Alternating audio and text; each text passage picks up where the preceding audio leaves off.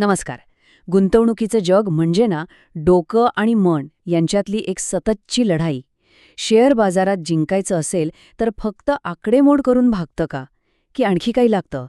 आज आपण गुंतवणूक आणि आपलं मानसशास्त्र यांचे गुंतागुंतीचं पण तितकंच महत्त्वाचं नातं उलगडून पाहणार आहोत. चला तर मग सुरुवात करूया. हा गुंतवणुकीच्या जगातला एक मोठा विरोधाभास आहे. अहो, यशस्वी व्हायचा नियम तर अगदी सोपा आहे. स्वस्तात खरेदी करा आणि महागात विका. पण मग बहुतेक लोक बरोबर याच्या उलटं का वागतात?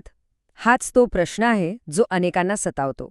आणि खरं सांगायचं तर याच्या उत्तरातच संपत्ती कशी तयार होते याचं रहस्य दडलंय. चला तर मग याच द्विधा मनस्थितीपासून सुरुवात करूया. म्हणजे असं वर्तन जे वरकरणी अतार्किक वाटतं पण खूप सामान्य आहे आणि हो, अनेकांच्या नुकसानीला कारणही ठरतं. हे वाक्य पहा. हे अगदी समस्येच्या मुळावर बोट ठेवतं. डॉक्टर जयलक्ष्मी श्रीधर काय म्हणतात बघा. होतं असं की गुंतवणूकदार अनेकदा कळपात सामील होतात. जेव्हा बाजार तेजीत असतो तेव्हा नफ्याच्या आशेने पैसे गुंतवतात आणि बाजार पडला की भीतीने पटकन विकून टाकतात. पण असं का होतं? याचं उत्तर शोधायला ना आपल्याला थोडं मागे जावं लागेल. पारंपरिक आर्थिक सिद्धांतांकडे. बघूया ते काय म्हणतात. आणि महत्त्वाचं म्हणजे ते काय सांगायला विसरतात. हे जे जुने आर्थिक सिद्धांत आहेत ना, ते काय मानतात माहितीये का? ते असं मानतात की प्रत्येक गुंतवणूकदार एकदम तार्किक असतो. म्हणजे रोबोटसारखा. तो सगळी माहिती बघतो आणि मगच निर्णय घेतो. आणि यामुळे बाजार इतका कार्यक्षम किंवा एफिशियंट असतो की त्याला हरवणं जवळजवळ अशक्यच. कारण काय तर सगळी माहिती आधीच स्टॉकच्या किमतीत आलेली असते. ऐकायला तर हे सगळं एकदम बरोबर वाटतं नाही का? एकदम सुबक सिद्धांत आहे. पण एक मोठी अडचण आहे. आणि अडचण हीच आहे. सिद्धांत काय म्हणतो? गुंतवणूकदार एकदम विवेकवादी. पण वास्तव काय आहे? गुंतवणूकदार म्हणजे माणसं. आणि माणसं भीती, लोभ, अतिआत्मविश्वास यांसारख्या भावनांनी निर्णय घेतात. बाजारवर गेला की लोभ सुटतो. बाजार पडला की भीती वाटते. ही जी मानवी बाजू आहे ना, ती पारंपरिक सिद्धांत पूर्णपणे विसरून जातो. तर मग जर जुने सिद्धांत अपोरे पडत असतील तर मग गुंतवणूकदारांच्या वागण्याचं खरं स्पष्टीकरण काय? याच प्रश्नामुळे एका नवीन आणि खूपच रंजक क्षेत्राचा जन्म झाला, जिथे वित्त आणि मानसशास्त्र एकत्र येतात. आणि या क्षेत्राचं नाव आहे बिहेवियरल फायनान्स. यालाच वर्तणूक वित्त असंही म्हणतात. म्हणजे काय तर पैशांशी संबंधित निर्णय समजून घेण्यासाठी अर्थशास्त्रासोबत मानवी मानसशास्त्राचा वापर करणं. आणि हे फक्त एका विषयापुरतं मर्यादित नाहीये.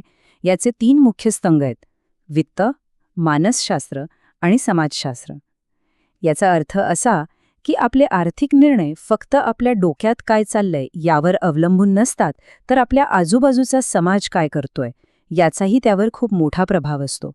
सोप्या भाषेत सांगायचं तर बिहेवियरल फायनान्स म्हणजे आपले भावना आणि आपले पूर्वग्रह आर्थिक निर्णयांवर कसा प्रभाव टाकतात याचा अभ्यास. अगदी नोबेल पारितोषिक विजेते रिचर्ड एच थेलरनी सुद्धा हेच सिद्ध केले. त्यांनी सांगितले की आपले काही मानसिक पूर्वग्रह असतात ज्यांना बायसेस म्हणतात आणि ते आपल्या गुंतवणुकीच्या निर्णयांवर मोठा परिणाम करतात. चला यातले 2 महत्त्वाचे बायसेस बघूया. पहिला आहे लॉस अवर्शन, म्हणजे गमावण्याची भीती. मानसशास्त्रज्ञ म्हणतात की 100 रुपये मिळाल्याचा जो आनंद होतो ना, त्यापेक्षा 100 रुपये गमावण्याचं दुःख खूप जास्त असतं. आणि याच भीतीमुळे काय होतं? गुंतवणूकदार अनेकदा थोडासा नफा दिसला की लगेच स्टॉक विकून मोकळे होतात आणि मग भविष्यात मिळणारा मोठा नफा हातच्या घालून बसतात. दुसरा प्रकार आहे संक कॉस्ट फॅलसी. याचा अर्थ काय तर एखाद्या चुकीच्या गुंतवणुकीला चिकटून राहणं, कारण त्यात आधीच खूप पैसे टाकलेले असतात. तो विचार असतो ना डोक्यात, अरे यार, आता एवढे पैसे गेलेच आहेत तर अजून थोडा थांबून बघूया. हाच विचार तोटा अजून वाढवत नेतो. नुकसान स्वीकारून पुढे जाणं कठीण होऊन बसतं. ओके, तर मग प्रश्न हा आहे की या सगळ्या मानसिक चुकांवर मात कशी करायची? यशस्वी गुंतवणूकदार बनायचं कसं? चांगली गोष्ट ही आहे की यावर एक शिस्तबद्ध आणि सिद्ध झालेला उपाय आहे. चला व्हॅल्यू इन्व्हेस्टिंग नावाच्या या तंत्राबद्दल जाणून घेऊया. याला म्हणतात व्हॅल्यू इन्व्हेस्टिंग. याचा अगदी सरळ सोपा अर्थ आहे, चांगल्या कंपन्या शोधायच्या आणि त्यांचे शेअर्स त्यांच्या खऱ्या किमतीपेक्षा किंवा ज्याला इंट्रिन्सिक व्हॅल्यू म्हणतात त्यापेक्षा कमी किमतीत विकत घ्यायचे.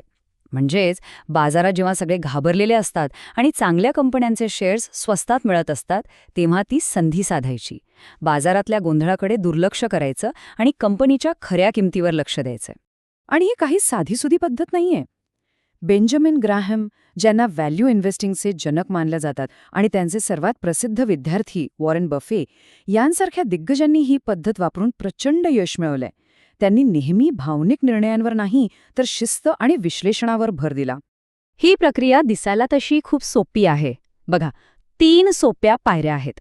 पहिली पायरी, स्टॉकची खरी किंमत म्हणजे त्याची आंतरिक किंमत किती आहे हे ठरवा. दुसरी पायरी, तो स्टॉक मोठ्या सवलतीत म्हणजे डिस्काउंटमध्ये मिळत असेल तरच विकत घ्या. यालाच मार्जिन ऑफ सेफ्टी म्हणतात. आणि तिसरी, जी सगळ्यात महत्त्वाची आहे, संयम ठेवा. बाजाराला त्या स्टॉकची खरी किंमत कळण्याची वाट बघा. ही जी मार्जिन ऑफ सेफ्टी आहे ना, ती तुमच्या चुकांपासून वाचवण्यासाठी एका सुरक्षा कवचासारखं काम करते. चला एक उदाहरण घेऊया. समजा तुम्ही अभ्यास करून ठरवलं की एका स्टॉकची खरी किंमत आहे 100 रुपये. तर व्हॅल्यू इन्व्हेस्टिंगच्या नियमानुसार तो स्टॉक 100 रुपयानं विकत घ्यायचा नाही. तो जेव्हा 70 रुपये किंवा त्याहूनही कमी किमतीला मिळेल तेव्हाच घ्यायचा. हा जो 30 रुपयांचा फरक आहे ना, हीच आहे तुमची मार्जिन ऑफ सेफ्टी. उद्या बाजारात काही अनपेक्षित घसरण झाली तरी हे कवच तुमचं संरक्षण करतं. तर ह्या सगळ्या चर्चेचा शेवट आपण एका अत्यंत महत्त्वाच्या मुद्द्याने करूया. कारण कोणतीही स्ट्रॅटेजी तेव्हाच यशस्वी होते जेव्हा तिच्यामागे एक गुरुकिल्ली असते. आणि गुंतवणुकीच्या जगात ती गुरुकिल्ली आहे शिस्त. यशस्वी गुंतवणुकीचं सगळं सार खरं तर या एका वाक्यात आहे. एक विवेकी गुंतवणूकदार आपल्या आर्थिक बुद्धिमत्तेला नेहमी संतुलित मानसशास्त्राशी जोडतो. म्हणजे फक्त आकडेमोड आणि विश्लेषण करून चालणार नाही. त्याला आपल्या संतुलित मानसिकतेची जोड द्यावीच लागेल.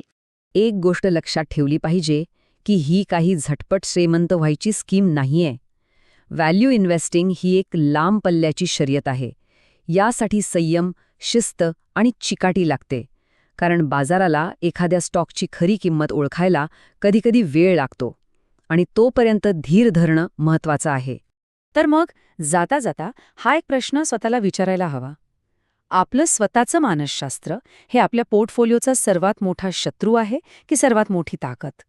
कारण गुंतवणुकीच्या जगातली सर्वात मोठी लढाई ही बाजाराशी नसते, ती असते स्वतःच्या मनाशी. जर आपण आपल्या भावनांना ओळखायला शिकलो आणि त्यांच्यावर नियंत्रण मिळवलं तर हेच मानसशास्त्र आपली सर्वात मोठी ताकद बनू शकतं. नक्की विचार करा.